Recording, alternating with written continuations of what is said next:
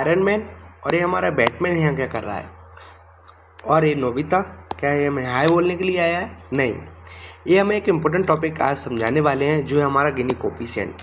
अब जानते हैं गिनी कोफिशिएंट क्या है और हम इसे क्यों पढ़ रहे हैं। तो हाल ही में वर्ल्ड बैंक ने अपनी एक रिपोर्ट निकाली थी जिसे हम इनइक्वालिटी रिपोर्ट के नाम से जानते हैं, और इसमें इंडिया ने टॉप 4 में अपनी जगह बना ली है, ठीक है। और चौथे नंबर पर इंडिया की रैंक आई है, और इंडिया का जो गिनी स्कोर रहा है वो 25.5 रहा है। और इंडिया ने ऐसा कर जो कुछ वर्ल्ड की लार्जेस्ट इकॉनमीज़ है जैसे यूएसए, चाइना, उनको भी पीछे छोड़ दिया है इनकम इनक्वालिटी के मामले में, ठीक है। तो आइए जानते हैं गिनी कोफिशिएंट क्या है जिसके बेसिस पर ये रिपोर्ट तैयार की गई और इंडिया में इनक्वालिटी घटने का कारण क्या है।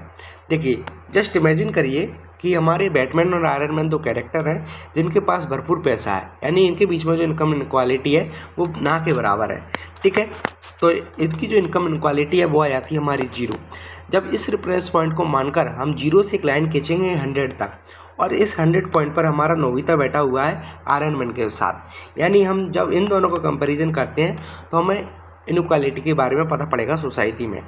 क्योंकि नोबिता के पास तो पैसा है ही नहीं और आयरन मैन के पास खूब पैसा है, मतलब इनके बीच में इनक्वालिटी बहुत ज़्यादा है।